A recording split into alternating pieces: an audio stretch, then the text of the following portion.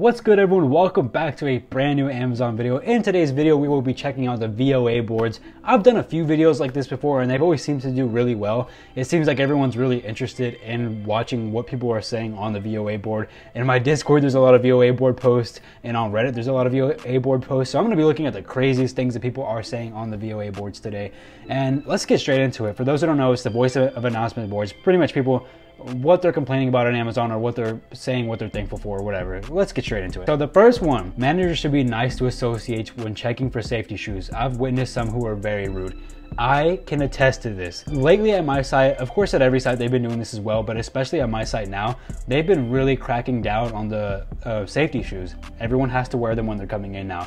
And I've noticed some people some managers are very, very rude whenever it comes to telling you need to put your safety shoes on. I've seen some people be very, very rude. It's like kind of surprising because you usually don't get that from AMs. At least at my site, most of the AMs have been relatively friendly, everything considered. And lately, when it comes to the safety shoes, they are not playing. So I can definitely agree with this anonymous person. This one is weird. The restroom on 1 East in the inbound dock has blood on the seat in one stall and blood on the wall in the other, but no one wants to leave disinfectant wipes in there. I don't even know if I want to include that in the video. Let's see what they said though. Oh no, thanks for escalating this. I forwarded the request to our ABM team to see if we can get to discuss it. They basically said they're not going to include that in there because they don't want people throwing away toilet, or they don't want people throwing disinfectant wipes in there. I don't know who got blood on the stalls, but that's crazy. This place is a giant sweatshop. They treat us like numbers and robots. No remorse for humanity. We have to walk around on break, can't sit or stand nor have snacks, which give us energy to keep pushing throughout the 12 hours. Most of these people can't even last doing what we do. No appreciation for their people, starting to hate this company seriously. What did Peter say about this? While this is disappointing to hear, I appreciate the feedback. I thought we were really changing things up with the relaunch of the Associate Activities Committee, celebrating birthday roundtables, and even holding karaoke in the break room last week with some of our finest contenders for the next season of American Idol.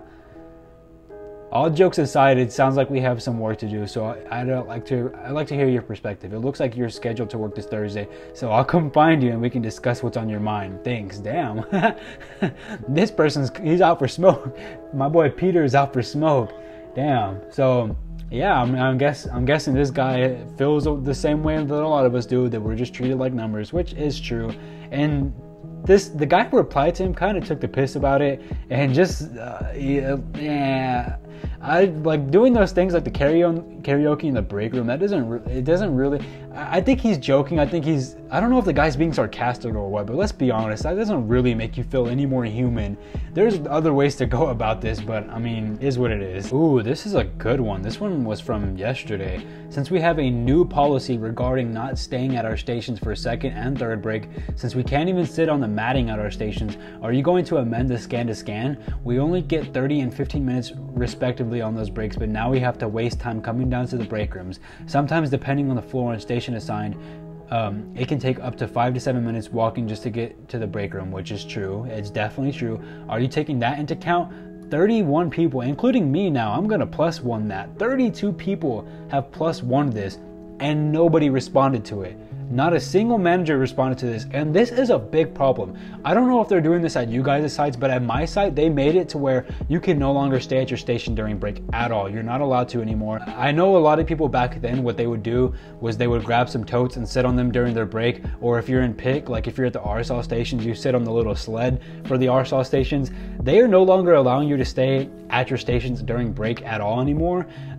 Some people will come around and tell you, hey, you're not allowed to be here, and it's just such a stupid rule.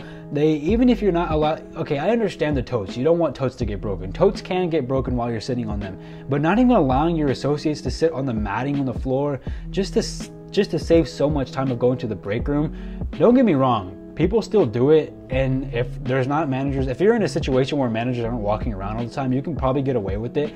But I've seen like people, like, you can get in trouble for it. You're not supposed to be at your stations anymore. It is such a dumb rule. especially like with what this guy said. I agree wholeheartedly.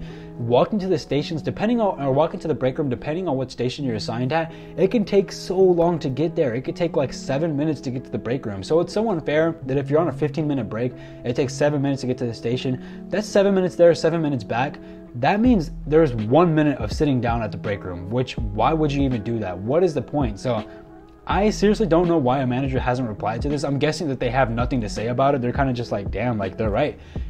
They need to take away this rule of not being able to stay at your breaks at your stations anymore. It's dumb. I don't know why they implemented it. Thankfully, they haven't been extremely strict about it so far. They probably will become strict about it. I hope not, but my site's done this. Let me know down in the comments below if you guys' sites have done this, because it's a new rule at my site that just got implemented like 3 weeks ago, and I hate it. I really do hate it. This is an interesting one as well. Anonymous person saying, hi, I'm curious, why is there such a big gap between the rate on the pick games and the units picked on my screen? Yesterday, I picked about 480 my first hour, but the game put me at 360. When I'm told my rate is closer to the rate of the game than when I'm tracked based off of the numbers on the screen. Yeah, I have noticed this. For some reason, whenever I'm stowing or anything like that, and I'm using the games, I haven't used it in a while, but when I do use the games, the FC games, the numbers on the screen, on my like stow screen, will not reflect the numbers that are happening on the actual games. Like the game numbers are usually way lower than what I'm actually doing. I don't know how they're implemented. I don't know what's going on there, but they do need to be fixed. And that is a problem that needs to be fixed for sure. Another good one from Anonymous. Anonymous is going off today. Obviously, Anonymous is a group of people. There's multiple people filing under Anonymous, but I like this one as well. Something I don't understand. Y'all expect us to pick 400 an hour, but situations can occur, just like in stow, just like in pack. I don't know why. Sometimes the managers just don't believe situations can occur. Anyways, like so, tote runners should be refilling our stations, but they are not always around, so us pickers have to leave our stations to refill our own totes, or the stations break down and we have to fix it ourselves, but we are not trained to do so. Facts. So much facts, especially the RSAW stations and picks pick constantly breaking down. Constantly the stowers are having to fix them themselves, or the pickers are having to fix them themselves when we're not trained to do that. Why do we have tote runners? Why don't tote runners have time off task? I don't agree with this one, but I can understand why somebody would be saying that though. I see they can walk around with earbuds, but us pickers can't. This building has a lot of favoritism. This is why good workers leave this place. Wish we can all work as a team. Shaking my damn head. I'm not even gonna go too much into detail what this person said. They're spitting facts though. They are spitting facts. Comment down below if you can relate to this, because they are spitting facts right now. Okay, so I'm gonna read this one out because this is like the third or fourth one that I've seen complaining about people getting blocked from VTO. I didn't know that this was a thing, but now that I'm reading so many of these complaints on the VOA board, it's starting to make sense to me, because I think the same thing might have happened to me at one point. But I'll read it really quickly. The fact that y'all still continue to block us from getting VTO when we need/want it, and have to waste gas driving all the way to work just to get our badge scan to go back home, knowing damn well these prices are increasing. It's a waste of energy and gas money. It's pocket change for y'all, but it's hard for some of us that live over 30 plus minutes and have trucks as vehicles that eat gas, and that's not including traffic. Do better by not blocking people when they're critical roles or not. This happened to me a few weeks ago. I don't know why, but whenever I was trying to accept the VTO, it just wasn't letting me. It kept giving me an error message, and I would try over and over and over. And then I think this has happened a couple times now. I do remember one time where I actually did have to go to the facility, and then I immediately got my badge scan there and I was able to go home. So I was getting blocked by the VTO on the app, but it was perfectly fine for me to go in and accept the VTO. I don't know why that's a problem. I don't know why that's happening. And I'm guessing that they're just blocking some certain people from taking VTO. I'm not sure why. Like I said, this is not the first post that I've seen on the VOA boards from scrolling just for this few minutes I've been scrolling. This is like the fourth one that I've seen of people complaining about being blocked. And this happened to me again as well. The other time though, I could not accept the VTO. I kept trying over and over. I tried on my phone, I tried on my PC, I tried multiple times, and it just wasn't working. And then so I went, I was just getting into my car to go to work at this point. I was like, whatever, man, I'll just go to work. And they ended up sending a new one. That one ended up working, thankfully. But I'm not sure if it's an error or if they're actually blocking people from taking VTO, but this has been a problem lately. I don't know what's going on. If anyone in the comments knows what's going on, just let me know. Okay, so you guys can read this. I'm not going to read it really quickly, but they're basically complaining about the same thing, about not being able to take VTO from their phones. So I'm going to read what this person, what this woman said about it. She says, "Hi there, I'm sorry you're having issues with picking up VTO. There are different reasons you may not be shown as eligible. If our systems see that you've worked fewer than the minimum weekly hours needed for benefits eligibility, it will show you as ineligible for VTO. That's just one example that I know. Not everyone is aware of the impacts of receiving VTO. Since this comment is anonymous, I can't look into what may be impacting your ability to pick up VTO specifically, so feel free to swing by HR or speak with any member of your operations leadership team so they can take a look at how to better help." So it seems like, from what she's saying, it seems like they're not actually blocking the VTO, but there are reasons that some people can't take VTO. That makes sense, and I can understand that. Again, I'm not sure if they're actually, like I said, I don't know if they're actually blocking VTO. Who knows? But that's just what the person said. We got a little bit of an anonymous snitch here. Lewd and loud music is playing on the 4th at stations number 4257. F and N words, really? And then it's my site. I'm gonna block that out. But the manager said, "Hi there. We should not have this music playing on the production floor. Thanks for letting me know so I can make sure this stops right away." What a snitch! What a snitch! Literally right below that one, we have yet another snitch. I'm probably gonna do like 2 more posts, and then I'm gonna end the video there. Let's do this one first, and then we'll do another one. We'll try to find a good one. With all the talk about safety shoes, how about enforcing the other safety policies with the same amount of focus? Phone use, hair length, dress code, earbuds. I routinely see AAs talking on the phone while stowing and counting, but PAs and AMs say nothing at all. Hair length on some of the female AAs is down to their waist, but nobody says anything at all. Counters and stowers are watching TV on their phones while working at their stations. 25% of AAs have earbuds in their ears, but nobody does anything about it.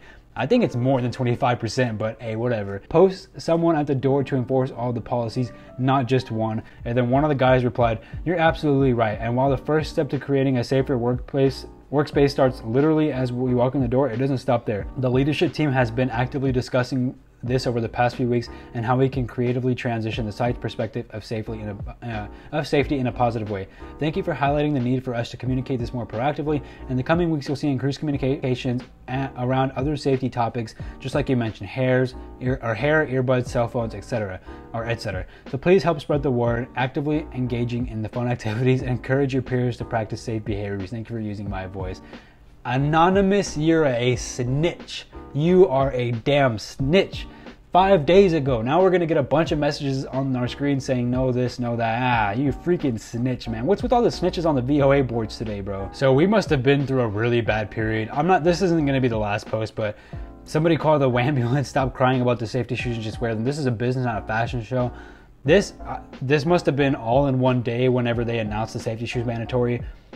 There is so many posts about the safety shoes, so many people saying that people need to stop crying about them. So I guess my site, the people there are very pro safety shoes, at least the associates, because it's kind of ruining the VOA board video here. I've been scrolling for so long and all I'm reading is safety shoes. This is so annoying. So I never knew this. This is the last post. The VOA boards on my site are terrible right now. It is so much people complaining about safety shoes. I mean, there's so many more people complaining about safety shoes than there actually are people complaining about safety shoes themselves.